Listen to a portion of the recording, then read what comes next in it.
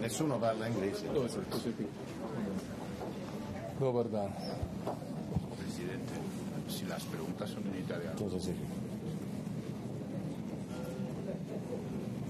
Thank you very much for your presence to this press point with the Prime Minister of Croatia, Mr. Plenković, and the President of the Parliament, Mr. Tajanija.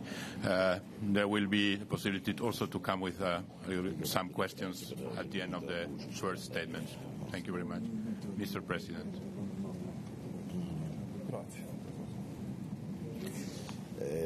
Thank you very much. Good morning, everybody.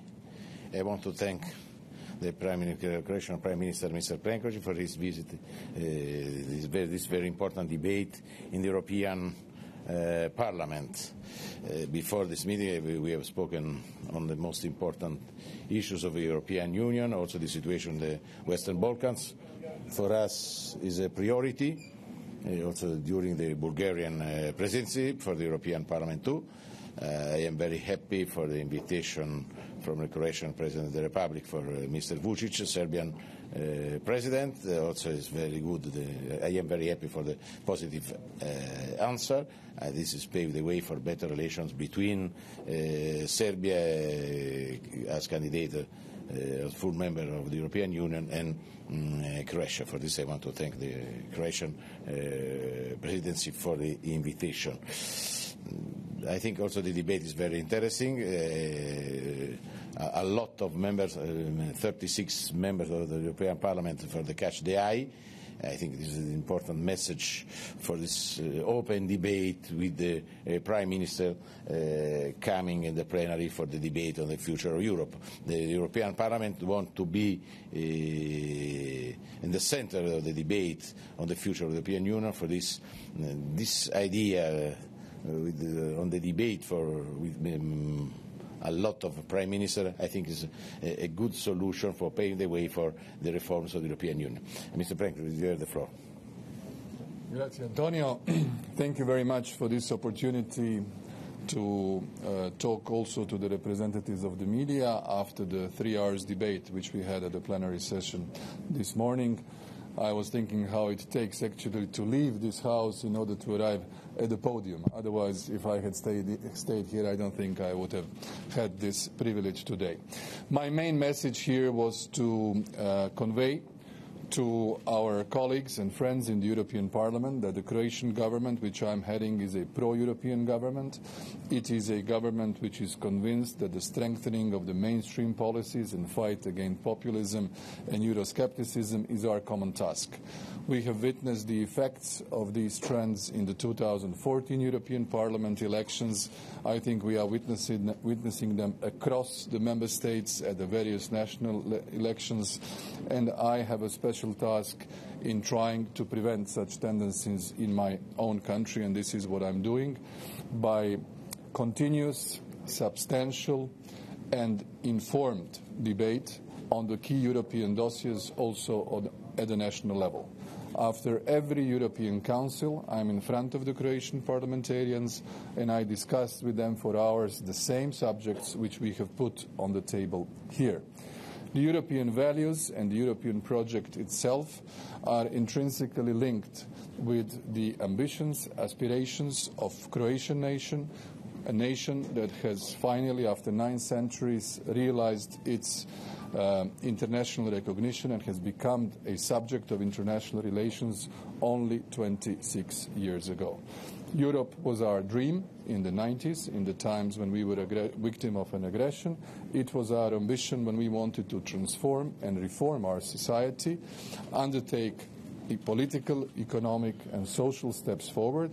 Now that we have been members for 5 years, we can make the first resumes, whether we are pleased with what we have achieved, what are the areas where we can improve, what we haven't done as well as we would have wanted, and also what part of the European project we want to be in the future. That's why my message was I would like to see Croatia in the inner circle. That's why 2 big FAR projects are joining Schengen and the other one joining the Eurozone. It is in accordance with the philosophy of my government, of its members, who have contributed over the last 20-25 years to the European reality of Croatia. I believe that these debates will help us to exchange better the mood and the feeling on the key issues such as the Spitzenkandidat or the transnational list or the next multi-annual financial framework or the policy priorities which we would like to see financed by the EU budget in the future, and how we can make a fine nuance between the European competencies and the issues of subsidiarity and proportionality. So far, I think Croatia has benefited from membership, and this is the way I would like to see my country continuing in that direction. Thank you, Antonio, for this invitation. Thank you for having been in Zagreb almost immediately after you were elected. Thank you for campaigning in Croatia a year and a half ago, and I know that in you I have a reliable and a close friend in the leadership of the European Parliament. Thanks. Thank you very much. Questions? Using, please, that microphone there for the questions.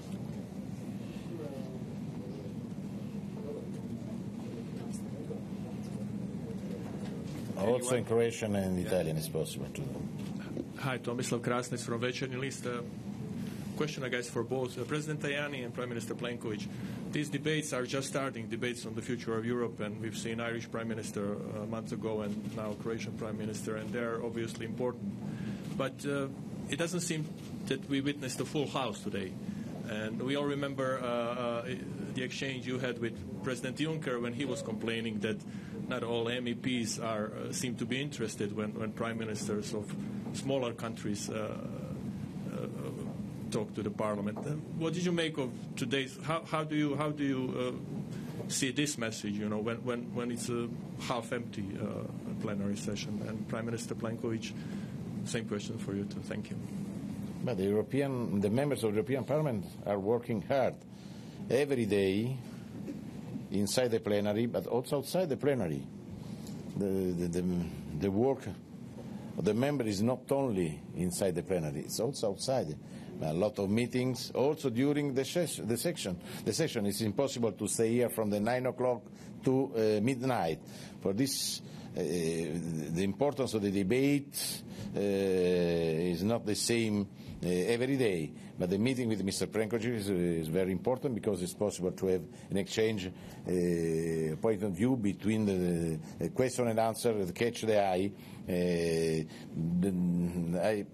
have had more 55 for the catch the eye members for the catch the eye. I think this is a good solution to have this direct contact with the different prime minister. We will have in the next session other prime minister. I think this is a good solution for a strong engagement of the members of the European Parliament inside the plenary. But I think my job is to strengthen the European Parliament, to strengthen the work of the members of this Parliament.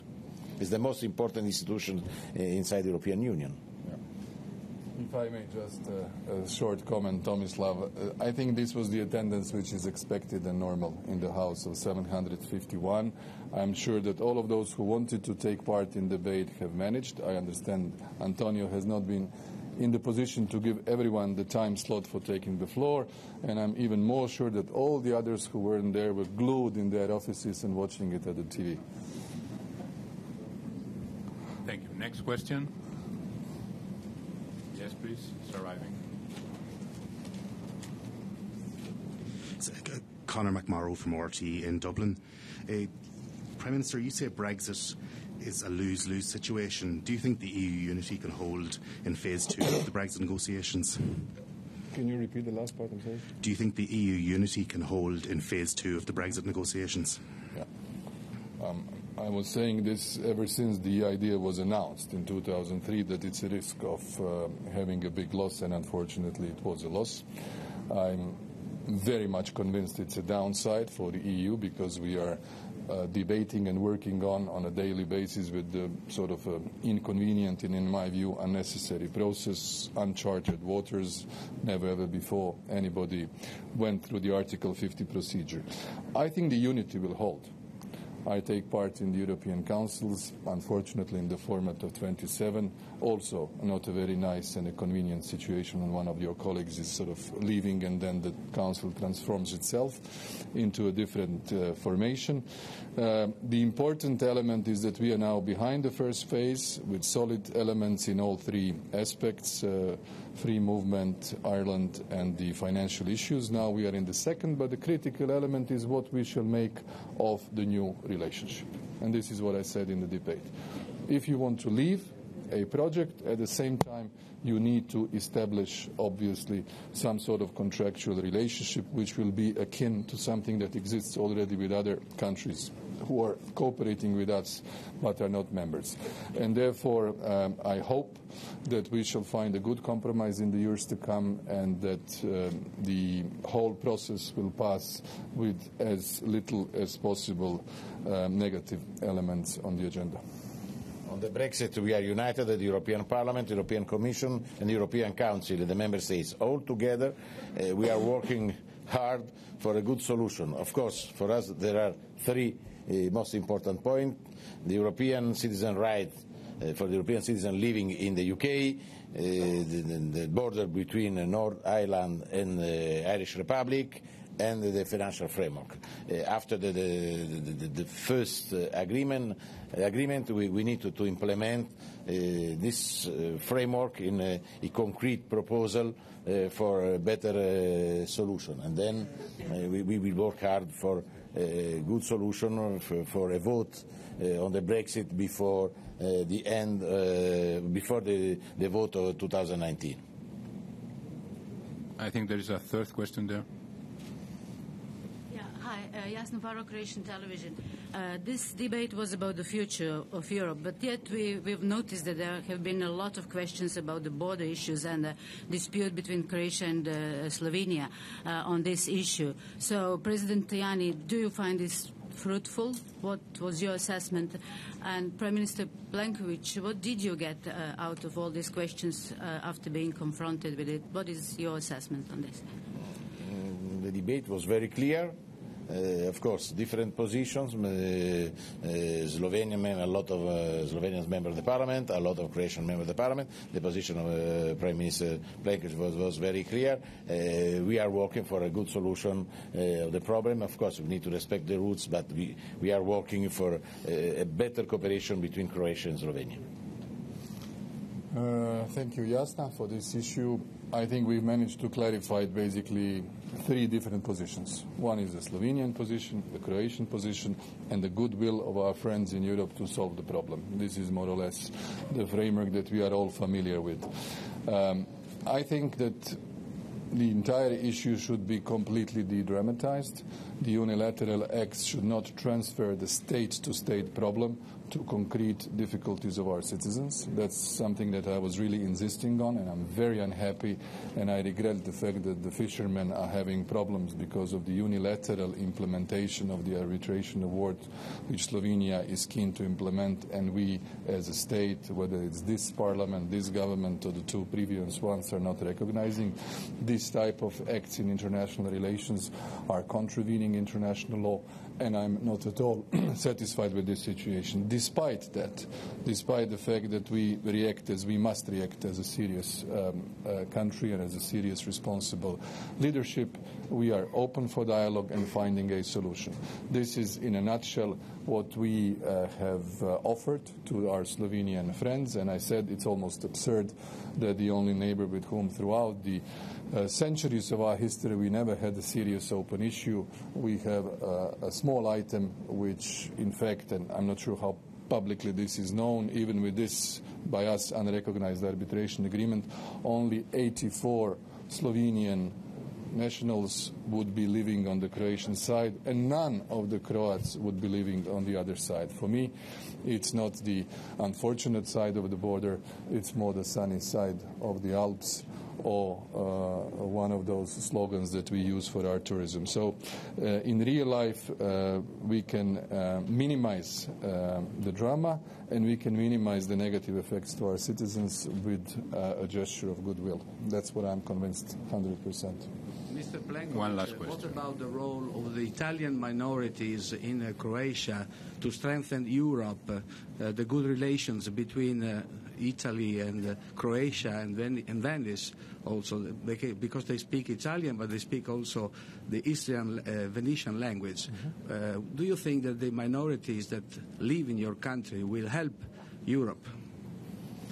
Well, absolutely. And Antonio knows, even when we campaigned for last elections, for the first time, my party, which is a leading party in the center-right spectrum, we had even the leaflets in Italian language. My coalition partners are all members of minorities, including the Italian minority.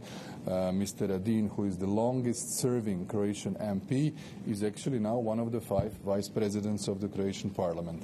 I always treat minorities as a plus for our society, for our culture, and I will insist that they're always with us in order to improve the general tolerant atmosphere in the society, in the fabric of the Croatian society, and of course they can be a bridge for solving any issues that we have on the agenda between Croatia and Italy. Recently we had the Intergovernmental Commission that took place in Rome, and we addressed everything from Adriatic cooperation, economic cooperation, cultural, scientific, trade. Italy is a great trading partner for Croatia and also a political ally when it comes to the European project. Posso confermare tutto quello che ha detto il primo ministro Plenković, e il fatto che oggi si sia espresso nel corso del suo intervento anche in italiano rappresenta un segnale forte alla minoranza italiana che vive in Croazia. Posso confermare che nel corso della sua campagna elettorale ha parlato spesso in italiano, si è rivolto alla comunità italiana, ha incontrato i rappresentanti italiani, e che un parlamentare di madrelingua italiana, di nazionalità italiana ma cittadino croato, è vicepresidente del Parlamento. Ho incontrato più volte la minoranza italiana in Croazia e molti componenti della minoranza sostengono il lavoro del primo ministro Plenković. Il fatto che lui si sia espresso spesso in italiano, e io quando ero come vicepresidente del Partito Popolare Europeo sono stato invitato a fare discorsi in italiano in Croazia, dimostra che da parte del primo ministro Plenković c'è grande rispetto per la minoranza italiana in Croazija. Mogu svakako podržati ovo što je rekao gospodin premijer. On je i danas govorio na talijanskom jeziku i pokazao je da u prošlosti poštuje manjine koje žive u Hrvatskoj, pa tako i talijansku manjinu u Hrvatskoj. U sklopu svoje kampanje posjetio sam Hrvatsku, tamo sam se susreo sa predstavnicima talijanske manjine i također moram reći da je značajno to što je potpredsjednik Hrvatskog sabora pripadnik talijanske manjine. Osim toga, manjine daju ogromnu potporu gospodinu Plenkoviću i njegovoj vladi, i to što je on danas govorio na talijanskom jeziku ukazuje upravo na to što on poštuje manjine. Now there is a split. Mr. Plenković, we speak with the Croatian journalist and we speak with the Italian journalist, okay? It's for both. I have a question for you, Mr. Tajanija. Yes. I would like to know why is allowed for Croatian government not to respect international law? Why European institutions allow that? Not to respect international law in the case of arbitrary agreement with Slovenia. Why is it allowed not to respect international law by European institutions? Thank you. I said we need to respect the rules, and we are working hard for a better cooperation between Slovenia and Croatia. The problem is to achieve a good solution, not to organize a crash between two European countries. Our work, our job is to reduce the distance between the different countries when there is a problem. Okay, we need to respect the rules, but our job is to pave the way